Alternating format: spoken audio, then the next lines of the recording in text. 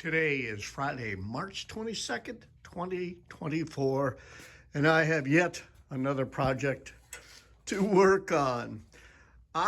Since we moved into this house in 2019, any projects where I've needed to use or would like to use a table saw outside, I've actually been using my skill saw with a fence, working on my hands and knees. So I had been looking for a table saw that I'm actually going to keep outside in our shipping container to be able to work on projects that need to be worked on outside, or on projects that shoot out a lot of sawdust. Now, my 40-year-old shopsmith has served me really, really well. And for doing small projects down here in the basement, it's fine, but kicking out the sawdust that it can over all of the other things we have down here, I prefer to work outside. Behind this is an old Delta Unisaw, Rockwell Unisaw, that is gutted, and that's going to be my welding table. Right now, yeah, it's cluttered with other things, but I've kind of created a grinding welding booth in there. This is another and working Delta Unisaw, but it's really too big. And what I've decided to do is I will be selling that along with some special fences for it, and using the shopsmith downstairs, but using this outside for bigger projects. Now, the unfortunate thing for me is I did not do my due diligence when I went to pick up the table saw, and it wasn't until I got it home that I discovered the bearings on the shaft are gone. The shaft fits in here the other way, excuse me. And I got it home and I wiggled the saw blade, and there's quite a bit of play in there. So I've got the shaft out, got the old bearings off. I've got new bearings from Napa. I've got myself a new belt. What I did is I moved it, I took it apart so I could carry it downstairs.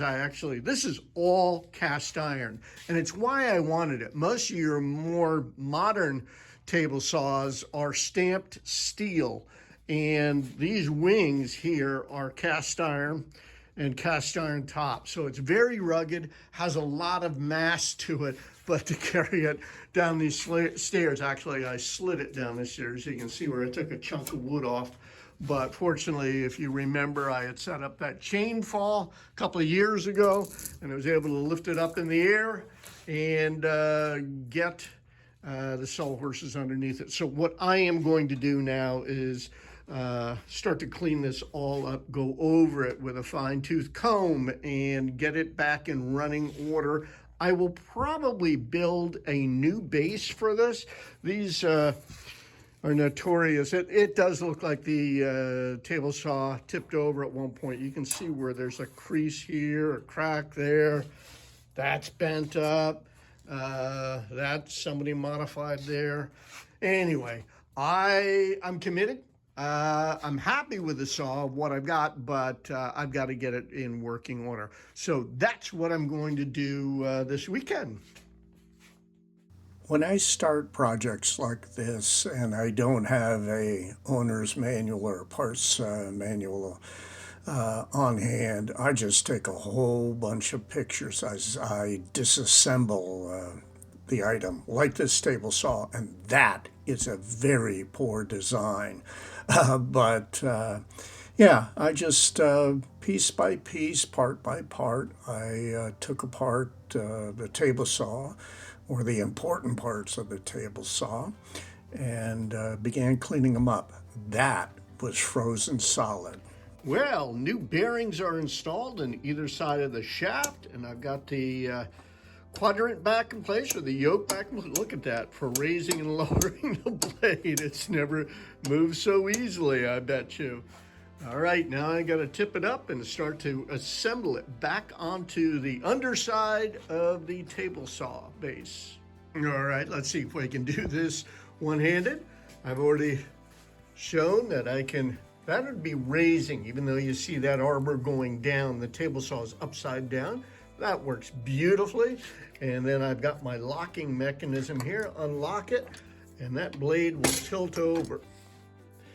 And so I'm really, really pleased with how smoothly all of this is working now. All right, got to keep moving. I think it was here that after kind of sorting out the base and knowing I was running out of time, that I just decided to put the base back on the saw and move on from there. Yeah, I got it hanging in midair. Now I've got to be able to drop it down without bending the legs up. I'll do it. I'll do it. Well, I went to make a test cut here on the table saw. Now that I've got it set up, and I discovered that the fence is broken. So I have it C-clamped to the work surface just so I could make a test cut.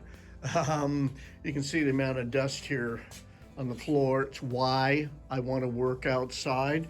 The other thing is, I've been spoiled. 38 years of working with these saws. What's funny is, this is where the on-off switch is on the left. I walk up to this table saw and I keep looking for the switch. I may end up moving it to that side because it's muscle memory. But I'm going to turn this on. It's loud, it's rumbly. Can you see those saw curves there? That's because this blade is walking back and forth. So I'm going to turn it on.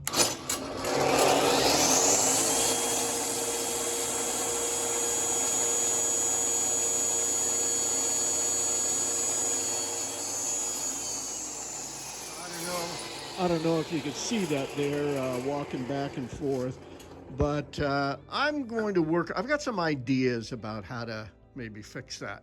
So I'm going to shut this down for the day. I think I've got to do some snow plowing, and because of the snow we've gotten. But that's it for this project.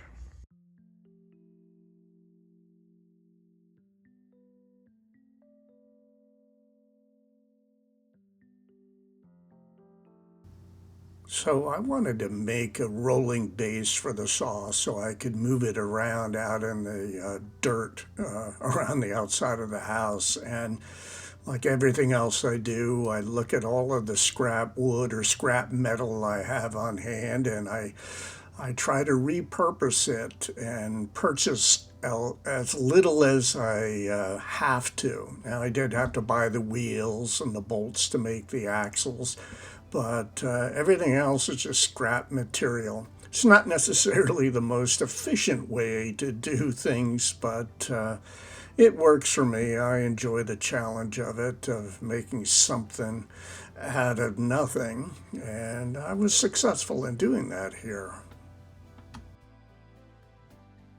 All right, well, I have moved the switch over to the left side, and that is what my muscle memory is used to with using these big Delta Unisaws at work before I retired.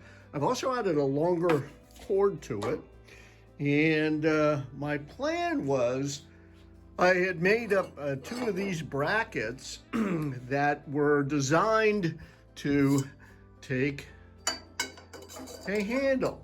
And the idea was I'd have one bracket on this side and another bracket on this side, and with a handle coming out both sides and a cross piece here, I could lift up and wheel the saw around. Well, I went ahead and I attached that side bracket, and to kind of get a sense for how long of a handle I needed, I slid this in and then lifted up the saw, and I can roll it around quite easily. So what I'm going to do is just stop there. I don't want to spend a lot of time on this, but stop there and see what happens. The next thing I'm going to do is screw these to the top here by coming up through here, through a 2x4 into those. And then I'm going to take the motor off, move the saw over here, flip it upside down so those wooden rails are against the stair treads, and I'll probably use my Terramite backhoe and with a strap and pull this up and outside and get it out of the basement and get back to work.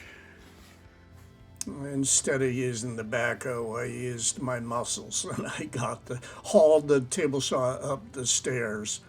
Well, I've got the saw outside and I made one test cut, and it is a pretty crude saw. There's no lock for the raise and lowering there is of the blade, but there is a lock here for the tilt. So an old shop trick I learned years ago, hang a C-clamp, and so the pad is missing off of that C-clamp. It's really non-use, but that added weight helps quite a bit. So I'll do another test cut.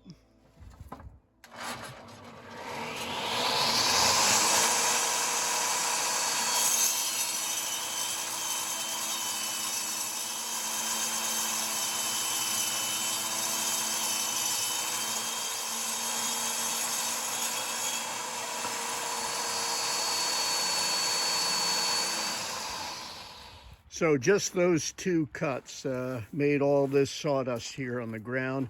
Normally that'd be happening down there, or I would have set up my skill saw. And if you take a look at most of our garden beds to support the flower netting for the cut flowers, those have been cut with skill saws all through there. That garden down there, those stakes around there, and then all the stakes along here, and then the pea trellises over there. A lot of this stuff has been done with skill saw, and that's been working on my hands and knees, usually with that as my workbench. So even if it just stays up at 1.5 inches by 1.5 inches, I don't care. But I'm gonna move this into the shed, so into the shipping container, so I can move on to other projects.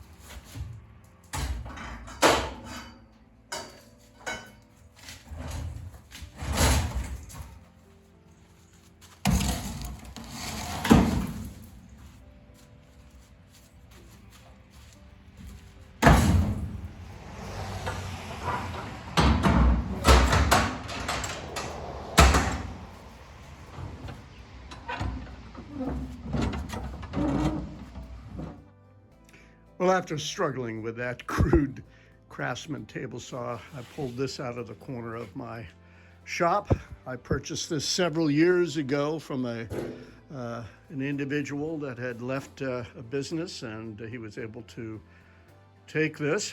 If you were to buy this new, today it would be just under $4,000. I was able to buy it for $400, which was what this part cost. That needs to go back into the saw because the OEM one is cracked, and that is a replacement piece to it. So it's also a 5 horsepower motor in there. Very, very solid machine. I have the extension wing for it. I've got Biesemeyer fence for it. I've got all the bells and whistles for it. Just needs to be that yoke put back in there and sanded up top and wired up and ready to go. Okay, that's it on table saws. Back to building my dark room.